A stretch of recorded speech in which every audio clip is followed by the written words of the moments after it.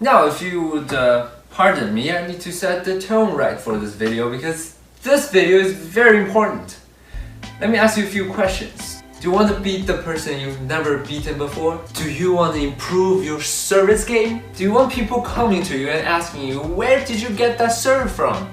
Do you want to earn more points?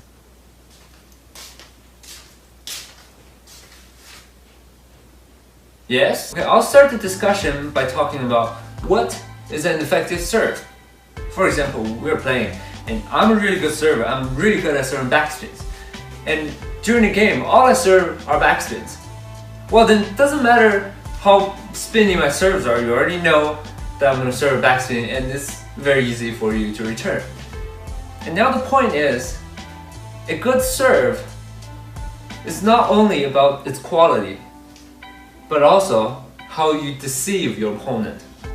Hence, you need more than one set of serves. And by that I mean, for example, you have a set of forehand pendulum serve and you have a backhand serve, then that's two sets of serves. And also within each set of serves, for example, a backhand serve, you need to have variations of placement and spin. In this video, I have included, I am confident, that it contains almost all of the most effective serves in table tennis. And now I'm going to show you how to do them and how to use them effectively in games. So let's get started. Let's start with backspin, pure backspin. Now I have a video called Decoding Ma Lin's Gold Serve. If you haven't watched it, go check it out. It's a step-by-step procedure of how to serve a very heavy backspin. And that should be your starting point. And I will not repeat the procedures here, but I'll show you how you can use that serve in games. Just to recap, it's very simple to serve a backspin. So you just contact the ball at its lower back and you brush the ball heavily. Especially when you want heavy spin, you contact the, your racket somewhere in the middle towards the head, somewhere there.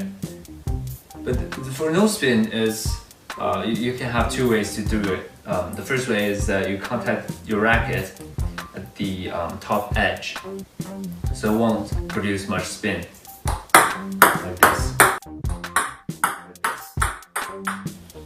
And another way is to adjust your brushing versus hitting ratio, so you hit more instead of brushing. That will also give you a no spin.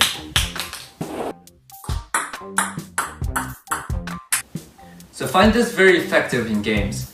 So if you have two serves, and the first one you put heavy backspin on it, and then the next one you use the same motion to produce a no spin serve. This is the backspin.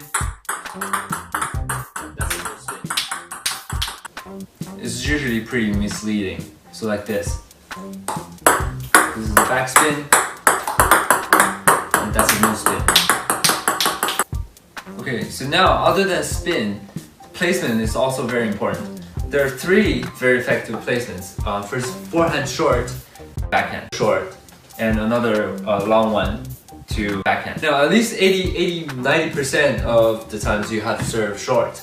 And this one will serve like a surprise attack, and if they fall into trap, they might push back and there's your chance to attack. So now you have a lot of variations. You have three placements and two spins, and then you can mess those around, and variety is the key. So I think Ju Mizutani does this serve very often and very well. 1ポイント差まで詰め寄りました。いた、チャンスボール、水野進出です。下回転。Now just take things to another level. I think Ma Lin does the serve even better because he adds fake motions at the end of his serves. After he contacts the ball, he takes his hand away or back from the ball.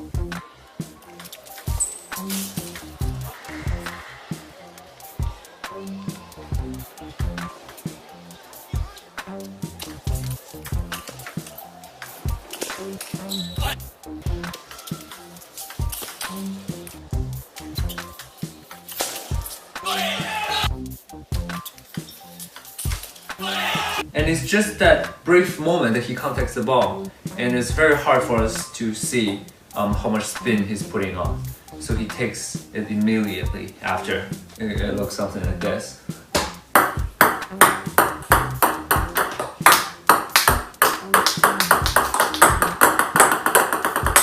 see which one's backspin, which one's no spin.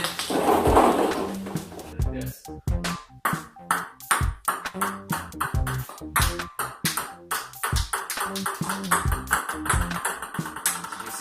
Just something to remember, this fake motion at the end does not affect how you contact the ball and how you brush it. That is still the same, but just at the end, after the ball leaves your racket, then you can do whatever you want. And also another fake motion could be like this. So you take it back and your elbow goes up so that it sort of looks like a toss-in serve. So something like this.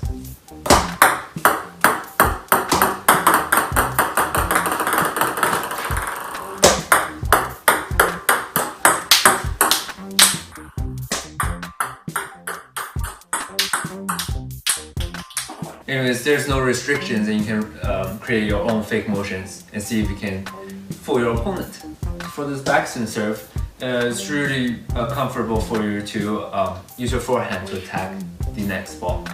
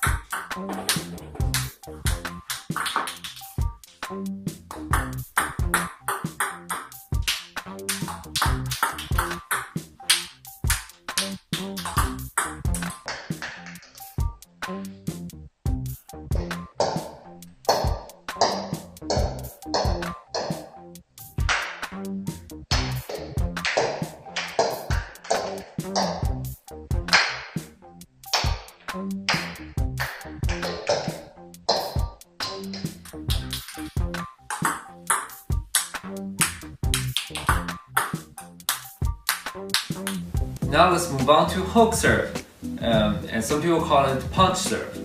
Basically, it looks like you're punching someone or like you're hooking. First, how do you do it? It's a normal stance with a very low center of gravity. A world-class player that uses this serve a lot would be Guerrero. He throws the ball like this, and he hits behind his body, so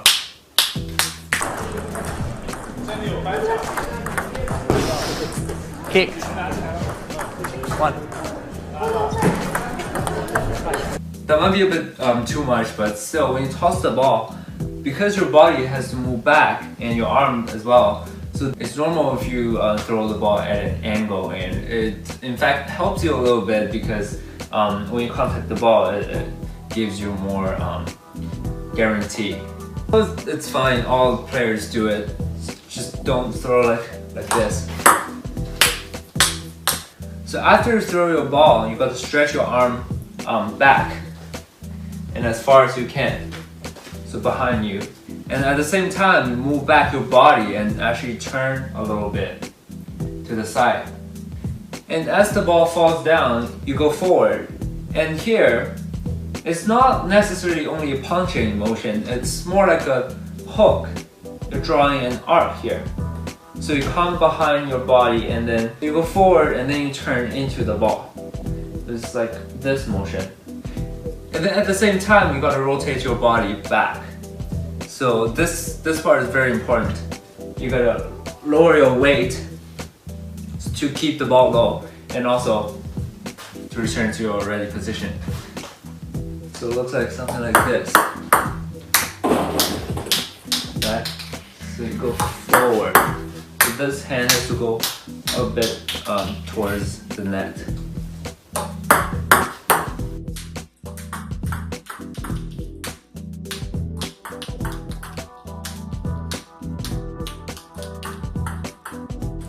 Now, it's mainly these three fingers, 1, 2, 3, these three putting the force on the racket.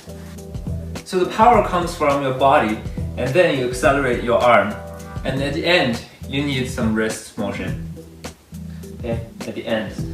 So at the end, you need this part.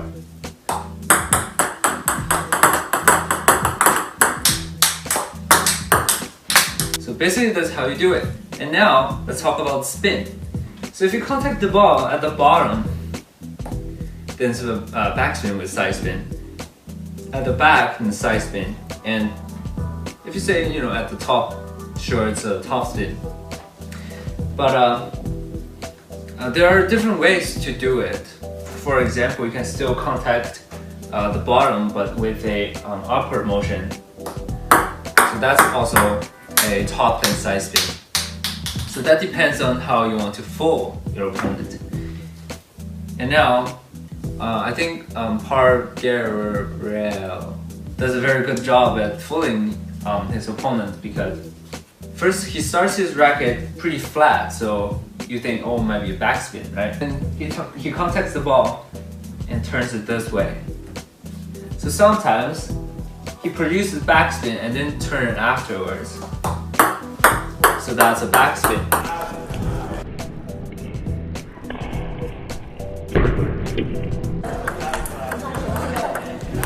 And sometimes he contacts at the top of the racket, and during this motion, he rubs it upwards and forwards, so that it has a topspin on it.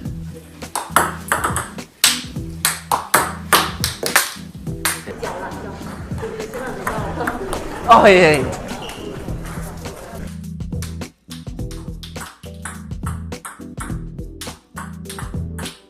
Now these two strokes look very similar, but they have different spins, so it's very effective in games.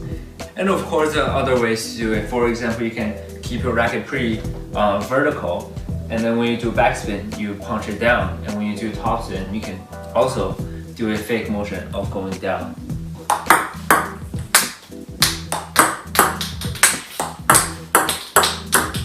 So first you topspin, the last one is backspin.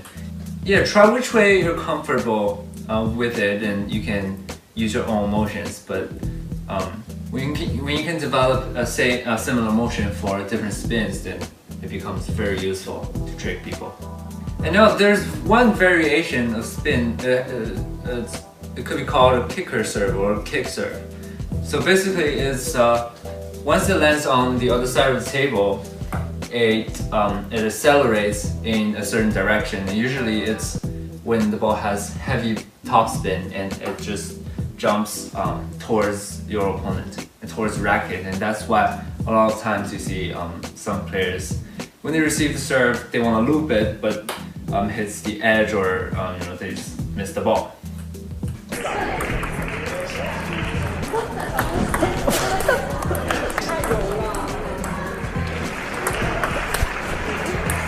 This one's very useful, and it's when you're producing a heavy topspin on the ball. And do it by rubbing it upwards like this, or you can contact the ball on top,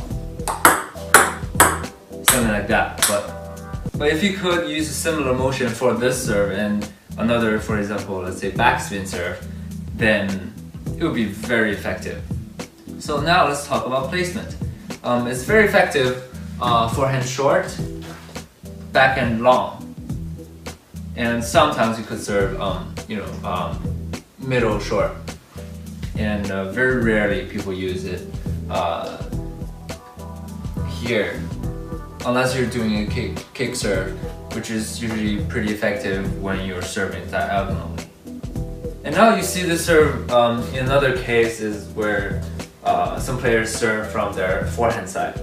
And this could also be very effective as another variation.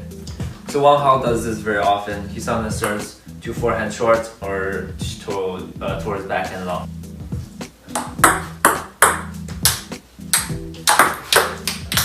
Serving from the forehand side of the table.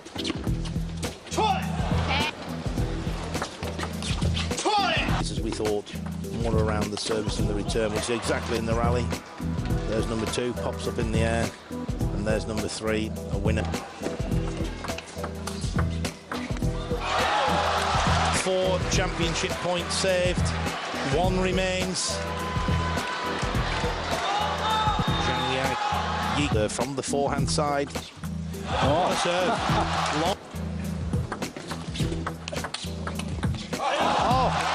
Okay, so when you're serving forehand short, you need to turn your body a little bit more at the end, so turn it over.